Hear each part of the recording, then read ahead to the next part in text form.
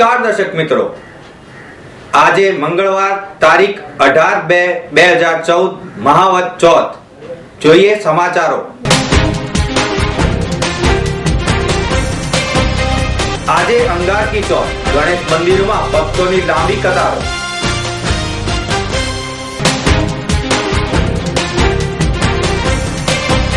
કૌશલ્યમ પંચમ અંતર્ગત રાજ્યના યુવાનોને ઔદ્યોગિક તાલીમ આપવાનો કાર્યક્રમ।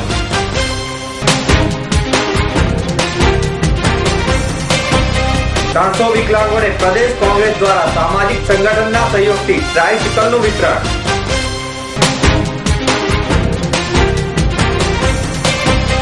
વેલ્યુ ચેઇન સોલ્યુશન ગુજરાતમાં વિતરણ કરશે।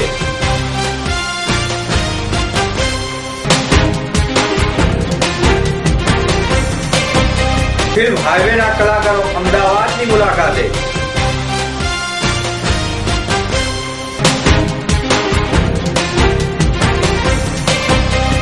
પ્રદેશ કોંગ્રેસ પ્રમુખ અર્જુન મોઢવાડિયાના જન્મદિવસે કાર્યકરો દ્વારા ફળ વિતરણનો કાર્યક્રમ યોજાયો। આજે અંગાર કી સંકટ ચતુર્થી હોવાથી શ્રદ્ધાળુઓ ગણેશ મંદિરોમાં દર્શન કરવા ઉમટી પડ્યા છે। જ્યારે ગણેશ મંદિરોમાં ગણેશ યાગનું આયોજન પણ કરવામાં આવ્યું છે, જેમાં શ્રદ્ધાળુ ભાઈ બહેનો ઉમળકાભેર ભાગ લઈ રહ્યા છે। અંગાર કી ચોથના કારણે ભદ્ર વસંત ચોક ખાતે વહેલી સવારથી જ વિઘ્નહર્તા દેવ ગણેશના દર્શન કરવા માટે ભાઈઓ તથા બહેનો મોટી સંખ્યામાં લાઈનો લગાવીને ઉભા રહી ગયા હતા અને ગણપતિ દાદાના દર્શન કરી ધન્યતા અનુભવી હતી। જ્યોતિષાચાર્યના મતે શ્રી અને સિદ્ધિની એક સાથે કામના પૂર્તિ કરવી હોય તો અંગાર કી ચોથના દિવસે યજ્ઞ કરી શાંતિ કર્મ કરી ગણેશજીની પૂજા કરી અનેક ગણું ફળ મેળવી શકાય છે। તેથી ગણેશ મંદિરોમાં ભક્તોની લાંબી ભીડ જોવા મળી હતી। આજે સંવત 2014માં નવા વર્ષની અંગારિકા ચોથ મંગળવાર। આ ચોથનો ઉપવાસ આખા 12 મહિનાની ચોથના બરાબર છે અને 12 મહિનાના ચોથનું ફળ મળે છે। આજની ચોથનો આનંદ બહુ અલગ છે। અહીંયા દરેક આવનાર ભાવિ ભક્તોને સર્વ કામ સફળ થાય છે અને સર્વ કાર્ય સિદ્ધ થાય છે। આ 400 વર્ષ જૂનું પેશાકાલીન મંદિર છે। ભક્તોને અહીંયા ખૂબ શ્રદ્ધા છે, લોકો આનંદથી આવે છે અને આજનું જે સ્વરૂપ દાદાનું છે એ સ્વરૂપ 3 દિવસ સુધી રહે છે। માટે ભાવિ ભક્તોને વિનંતી કે કોઈ ગિરજીમાં દર્શન ના આજે થઈ શકે તો આવતીકાલે દર્શન કરી શકે છે। સિદ્ધિવિનાયક મંદિર, અખબારનગર તેમજ રનકપુર ભાડજ તથા ગણેશપુરાના ગણેશ મંદિરોમાં પણ શ્રદ્ધાળુઓ પૂજા અર્ચના કરવા માટે મોટી સંખ્યામાં ઉમટી પડ્યા હતા।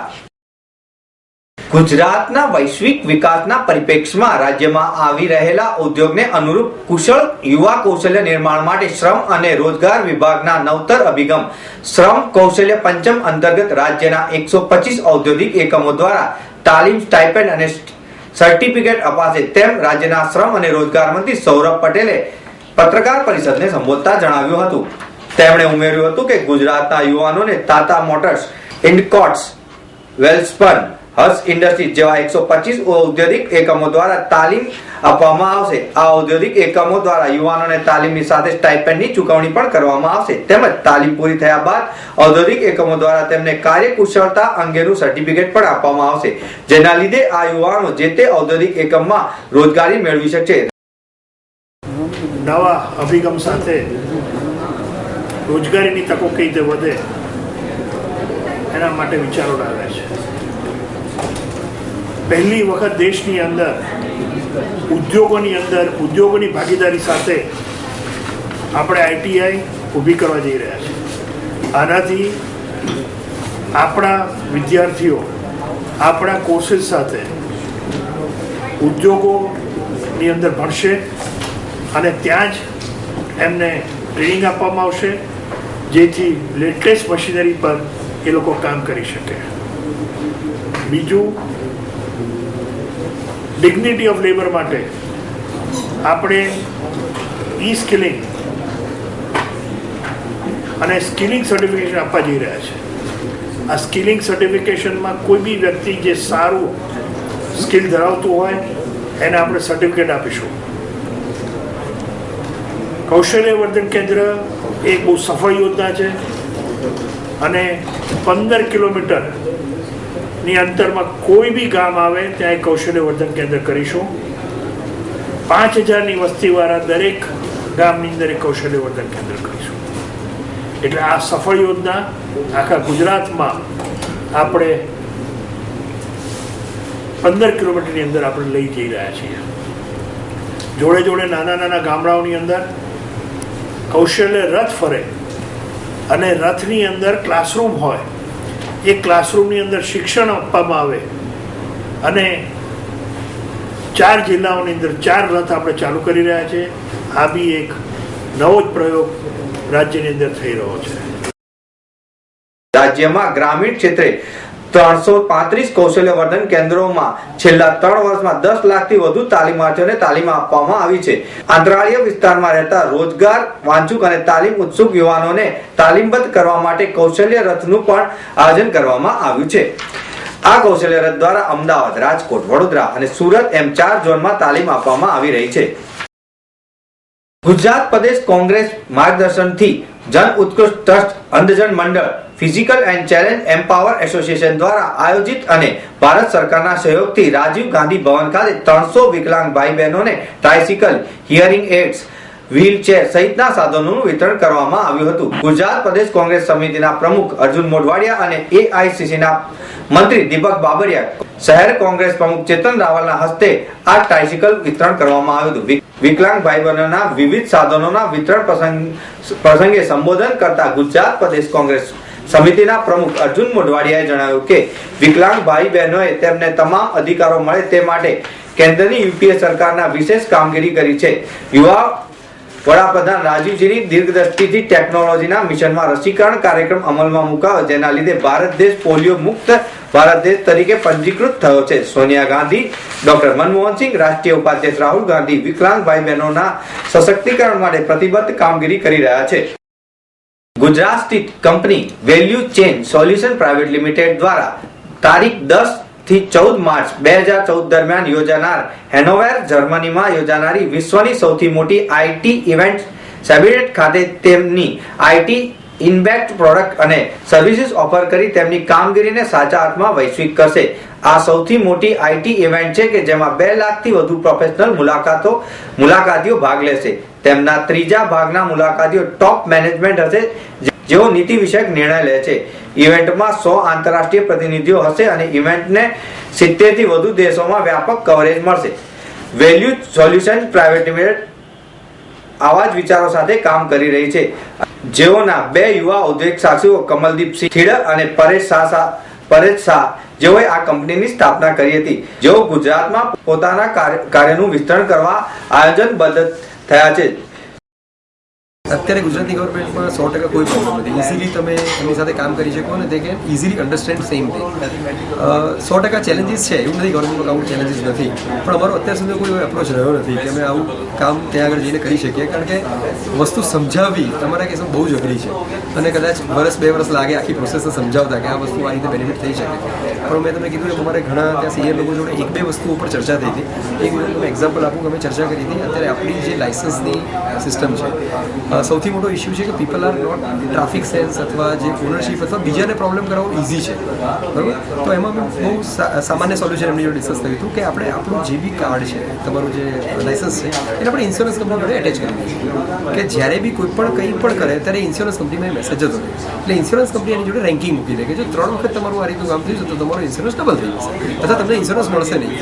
તો કારણ કે આપણા લોકોની એની સાયકોલોજી પૈસા જ્યારે વાત આવે ને ત્યારે દરેક જણ ત્યાં આગળ કંટ્રોલ મૂકી દે છે. તો જો આપણે એની જોડે એસોસિએટ કરીએ તો ઇટ્સ વેરી, તો એમણે બહુ સારી રીતે કે બહુ જ નાનો પણ બહુ જ ઇનોવેટિવ આઈડિયા છે કે જો આ વસ્તુને સિસ્ટમેટિક રીતે આપણે, અને બહુ ઇઝી છે, it is not that difficult. અત્યારે આપણી પાસે બધા સ્માર્ટ કાર્ડ સાથે લાઇસન્સ છે, બધાને ખાલી એક હેન્ડલ ડિવાઇસ આપવાના છે અને કદાચ ન પણ હોય તો અત્યારે ખાલી તમે નોટ કરી લો અને પછી એ જ વસ્તુ તમે ત્યાં આગળ ફોકસ કરો. જેટલી બી ટિકિટ છે એ ટિકિટને તમે આગળ લઈ જાઓ અને થોડાક તમારા જેટલા બી અત્યારે ફાઇન કરો છે એને થોડાક ઇન્ક્રીઝ કરી દો.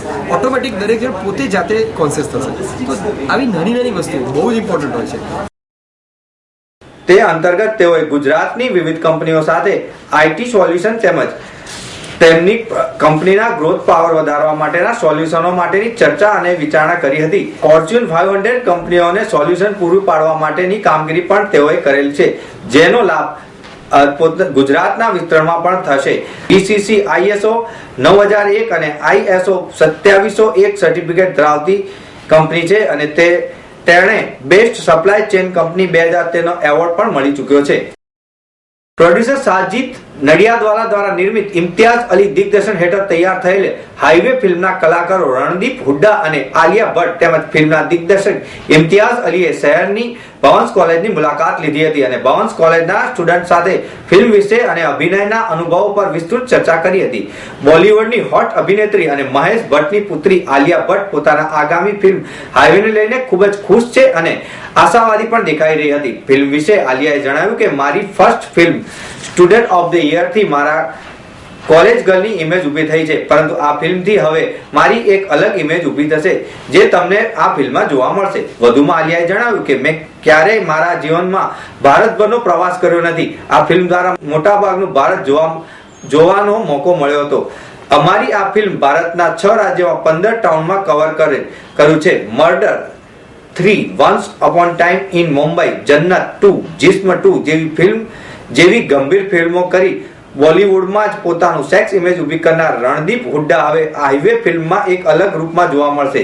રણદીપ હુડ્ડા આ વાતને સમર્થન આપતા જણાવે છે કે આ ફિલ્મમાં હું એક ટ્રક ડ્રાઈવરનો રોલ કરી રહ્યો છું, જે માત્ર માનસિક રીતે જ નહીં પરંતુ શારીરિક રીતે પણ ખૂબ જ ગંદુ છે, પરંતુ જેમ જેમ તે વાર્તા આગળ વધશે તેમ તેમ આ પાત્ર આપને ગમવા લાગશે. રણદીપે ગુજરાતના ડેવલપમેન્ટ અને ગુજરાતના કલ્ચર વિશે વાત કરતા જણાવ્યું કે મને ગુજરાતનું કલ્ચર અને ખાસ કરીને ગુજરાતની લોકોની આગતા સ્વાગતા ખૂબ જ ગમે છે. હું ગુજરાત બીજી વખત આવ્યો છે. ગુજરાતનું ઇન્ફ્રાસ્ટ્રક્ચર અને ગુજરાતના એક્સપ્રેસ હાઈવે સલામતી ભર્યા છે.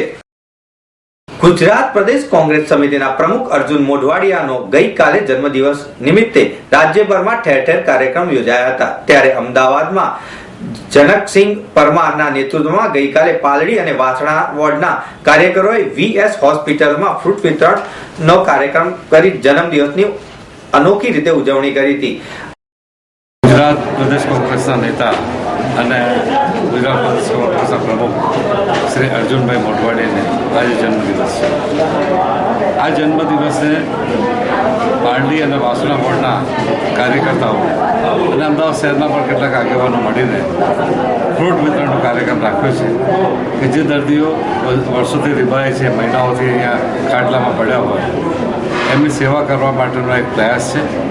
સાથે સાથે જે અમુક ગરીબ દર્દીઓ છે એને દવા આપવા માટે પણ આજે અમે લોકો એ કરી રહ્યા છે. એટલે આજનો દિવસ એ અમારા માટે એ ખૂબ જ આનંદનો વિષય છે કે અમારા પ્રમુખશ્રીનો આજે જન્મદિવસ પણ છે, એને અમે આ રીતે ઉજવી રહ્યા છીએ. આ કાર્યક્રમમાં મ્યુનિસિપલ કોર્પોરેશન વિપક્ષના નેતા બદરુદ્દીન શેખ સહિત અનેક કાર્યકરો મોટી સંખ્યામાં ઉપસ્થિત રહી જરૂરિયાતમંદ લોકોને દવા તેમજ ફ્રૂટ વિતરણ કર્યું હતું. તો મિત્રો, આ હતા અત્યાર સુધીના મુખ્ય સમાચારની ખાસ ગતિવિધિ માટે આપ નિહાળતા રહો S Live ન્યૂઝ બુલેટિન. નમસ્કાર.